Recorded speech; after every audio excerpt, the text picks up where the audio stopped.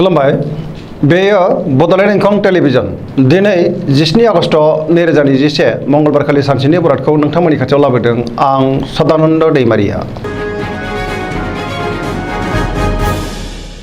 सिगां फरायनो लादों मेष राशि गिबि हांखो अ ल। दिनैनि साना जोबोर मोजां, बहाबा दावबायहैनो खाबु मोनगोन, मोजाङै हान्थिनोबो हागोन, जेरावबो देरहासार जागोन। मावनो लानाय खामानिखौ थि समावनो आरो गोरलैयैनो मावफुंनो हागोन। सिगांनि बबेबा आद्रा खामानिखौबो दिनै मावफुंनो हागोन। गोसोखौ जोबोर गोजोननाय मोनगोन। देहाया मोजाङै थागोन।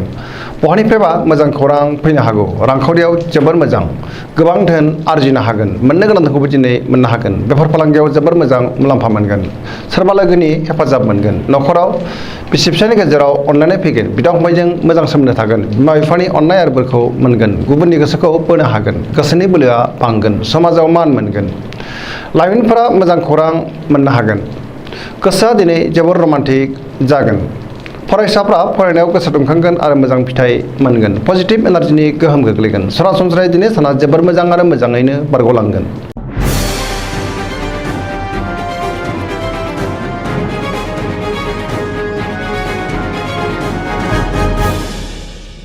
वृष राशि गिबि हांखो इ उ ब। दिनैनि साना जोबोर मोजां, गोसोखौ जोबोर गोजोननाय मोनगोन। गोसोनि बोलोआ बांगोन। मावनो लानाय खामानिखौ थि समावनो मावफुंनो हागोन। मिथियैखौ मिथिनो रोंगोन, रोङैखौ रोंगोन। गियाना बांगोन। समाजाव मान मोनगोन। रांखावरियाव जोबोर मोजां, गोबां धोन आरजिनो हागोन। बेफार फालांगियाव मोजां मुलाम्फा मोनगोन। आयआ बांगोन। गोबां मुलाम्फा मोननोबो हागोन। न'खराव बिसि फिसायनि गेजेराव अनलायनाय फैगोन। देहाया दिनै मोजाङै थागोन। गुबुननि हेफाजाब मोनगोन। जायखि खामानि मावा मानो दिनै मोनफ्रोमबो खामानिखौनो गोरलैयैनो मावफुंनो हागोन। लोगोफोरनिफ्राय अनसायनाय मोनगोन। गोसोनि साननायफोरा मोगथाङाव जाफुंगोन। पजिटिभ एनार्जिनि गोहोम गोग्लैगोन।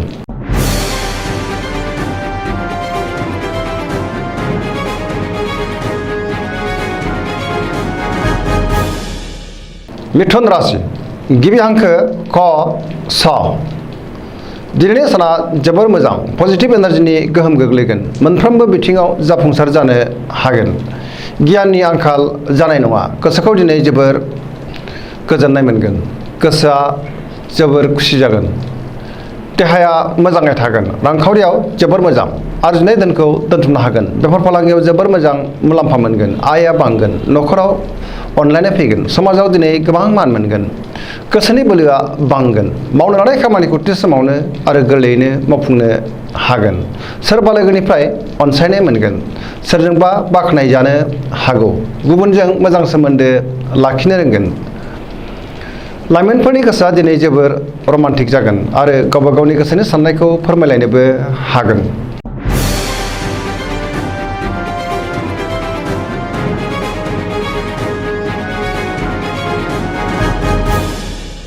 कर्कट राशि गिबि हांखो ड ड ह।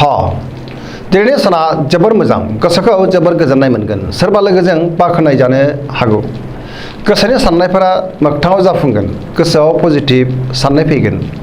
मावनो लानाय खामानिखौ थि समावनो आरो गोरलैयैनो मावफुंनो हागोन। सिगांनि आद्रा खामानिखौबो दिनै मावफुंनो हागोन। रांखावरियाव जोबोर मोजां, बेफार फालांगियाव जोबोर मोजां मुलाम्फा मोनगोन। न'खराव अनलायनाय फैगोन। देहायाबो दिनै मोजाङैनो थागोन। गुबुननि हेफाजाब मोननो हागोन। न'खराव बयजोंबो गोरोबनो रोंगोन आरो बिदा फंबायनि हेफाजाबखौ मोनगोन। समाजाव मान मोनगोन। फरायसाफ्रा मोजां फिथाइ मोनगोन।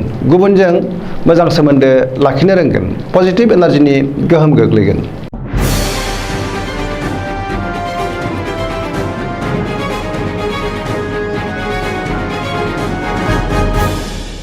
सिंह राशि गिबि हांखो म ट। दिनैनि साना जोबोर मोजां, गोसोआव पजिटिभ साननाय फैगोन। मावनो लानाय खामानिखौ थि समावनो आरो गोरलैयैनो मावफुंनो हागोन। सोरबा लोगोनिफ्राय हेफाजाब मोनगोन। समाजाव लोगो लेवा बांगोन। बहाबा दावबायहैनो खाबु मोनगोन। रांखावरियाव जोबोर मोजां, अदेबानि खरसायाबो बांगोन। मोननो गोनां धोनखौबो दिनै मोननो हागोन। बेफार फालांगियाव मोजां मुलाम्फा मोनगोन। गोसोनि साननायखौ गुबुननो फोरमायनोबो हागोन। न'खराव बिसि फिसायनि गेजेराव अनलायनाय फैगोन। समाजाव गोबां मान मोनगोन। गुबुननि गोसोखौ गोरलैयैनो बोनो हागोन। देहाया मोजाङै थागोन। बयजोंबो अनजागोन। गुबुननि थाखाय मोजां खामानि मावनानै होनो हागोन। गोसोआ दिनै जोबोर रमान्टिक जागोन आरो गावबा गावनि गोसोनि साननायखौ फोरमायलायनोबो हागोन।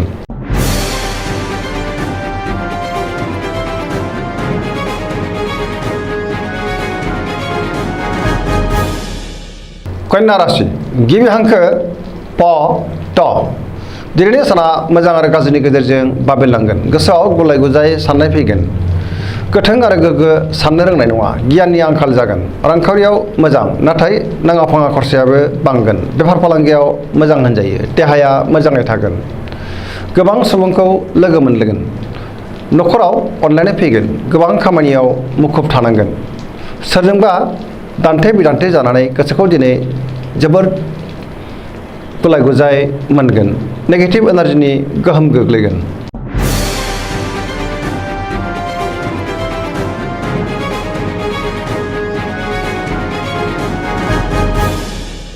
तुला राशि गिबि हांखो र ट दिनैनि साना जोबोर मोजां। गोदान सानखांनो रोंगोन। गोग्गो गियान फैगोन। गोसोनि बोलोआ बांगोन। गोसोनि साननायफोरा जाफुंगोन। मावनो लानाय खामानिखौ थि समावनो मावफुंनो हागोन। देहाया मोजाङै थागोन। रांखावरियाव जोबोर मोजां। आरजिनाय धोनखौ दोनथुमनो हागोन। मोननो गोनां धोनखौबो दिनै मोननो हागोन। न'खराव बिसि फिसायनि गेजेराव अनलायनाय फैगोन। समाजाव गोबां मान मोनगोन। बेफार फालांगियाव मोजां मुलाम्फा मोननो हागोन। गुबुननि गोसोखौ दिनै गोरलैयैनो बोनो हागोन। लोगोफोरनि हेफाजाब मोनगोन। गोदान थांखि लानो रोंगोन।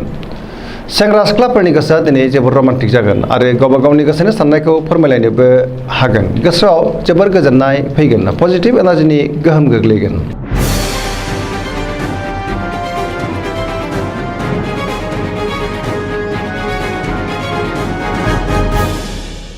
वृश्चिक राशि गिबि हांखो न स दिनैनि साना बारा मोजां नङा।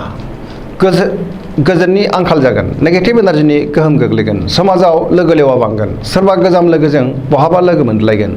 गोसोआव गोग्गो साननाय फैगोन। नाथाय मावनो लानाय खामानिखौ थि समावनो मावफुंनो गोब्राब जागोन। माबा नङा माबा मोनसे हेंथा नुजाथिगोन। गुबुननिफ्राय हेफाजाब मोनगोन। गोसोनि साननायफोरा नाथाय देबारनांगोन। गोसोनि बोलोआ लोरबां जागोन। समाजाव अदेबानि मान मोननो हागोन। न'खराव अनलायनाय फैगोन। रांखावरियाव मोजांद्राय नङा। नाङा फाङा खरसाया बांगोन। बेफार फालांगियाव मोजां नङा होनजायो। देहाखौ दिनै बारा मोजां मोननाय नङा। लोमजानाय मोनगोन। गुबुननि हेफाजाब लानांगोन। फरायसाफ्रा फरायनायाव गोसो दुंगोन। लाइमोनफोरनि गोसोआ दिनै जोबोर आला खाला जागोन। नेगेटिभ एनार्जिनि गोहोम गोग्लैगोन।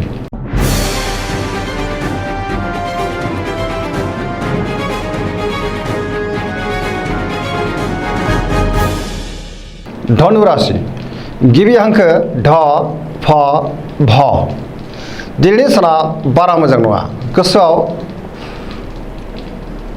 नेगेटिभ एनार्जिनि गोहोम गोग्लैगोन। मावनो लानाय खामानिखौ थि समावनो मावफुंनो गोब्राब जागोन। माबा नङा माबा मोनसे हेंथा फैनो हागौ। गोसोनि साननायफोरा देबारनांगोन। रांखावरियाव मोजां नाथाय खरसायाबो बांगोन। बेफार फालांगियावबो मोजां। समाजाव मान मोनगोन। देहाया दिनै मोजाङै थागोन। न'खराव अनलायनाय फैगोन। बिदा फंबायनि हेफाजाब मोनगोन। बहानिफ्रायबा हरखाबै गाज्रि खौरांबो मोननो हागौ। लाइमोनफोरनि गोसोआ दिनै जोबोर आला खाला जागोन। नेगेटिभ एनार्जिनि गोहोम गोग्लैगोन। अदेबानि गावबा गावनि गोसोनि साननायखौ फोरमायलायनोबो हागोन।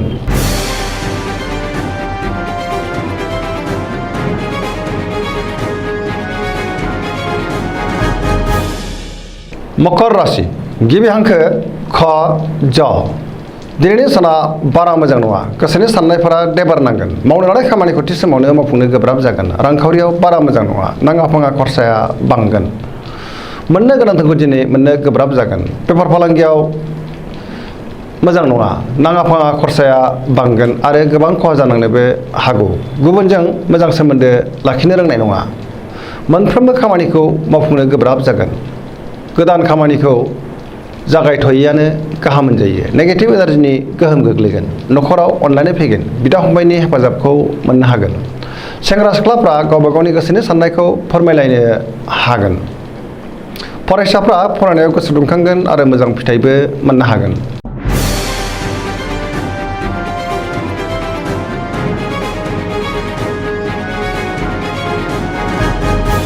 कुम्भ राशि गिबि हांखो ग स स दिनैनि साना जोबोर मोजां जेरावबो देरहासार जानो हागोन गोसोखौ दिनै जोबोर गोजोननाय मोनगोन मावनो लानाय खामानिखौ थि समावनो मावफुंनो हागोन बहानिफ्रायबा मोजां खौरां मोनगोन समाजाव गोबां मान मोनगोन गोबां मुंदांखा सुबुंजों लोगो मोनलायगोन रांखावरियाव जोबोर मोजां होनजायो मोननो गोनांखौ दिनै मोननो हागोन गोबां धोन आरजिनो हागोन देहाया मोजाङै थागोन नखराव बिसि फिसायनि गेजेराव अनलायनाय फैगोन बिदा फंबायजों मोजां सोमोन्दो थागोन बिमा बिफानि अननाय आरो बोरखौ मोनगोन बेफार फालांगियाव जोबोर मोजां मुलाम्फा मोनगोन बहाबा दावबायहैनो खाबु मोनगोन पजिटिभ एनार्जिनि गोहोम गोग्लैगोन सरासनस्रायै दिनै साना जोबोर मोजां आरो मोजाङैनो बारग'लांगोन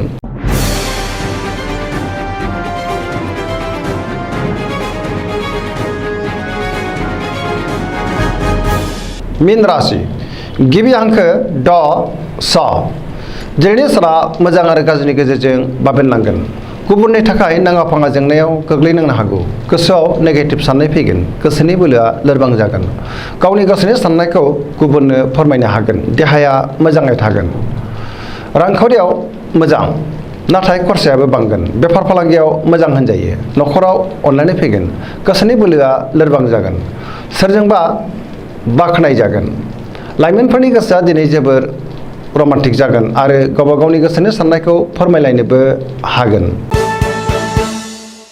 दिनैनि राशि फरायनाया एसेनोसै जोबनायाव बेखौनो खावलायो जाहाथे नोंथांमोना सानफ्रामबो जोंनि बे बड'लेण्ड इंखं टेलिभिजनखौ नायबाय थायो आरो साबस्क्राइब खालामो लोगोसे लाइक खालामो आरो शेयार खालामो एसेनोसै गोजोन्थों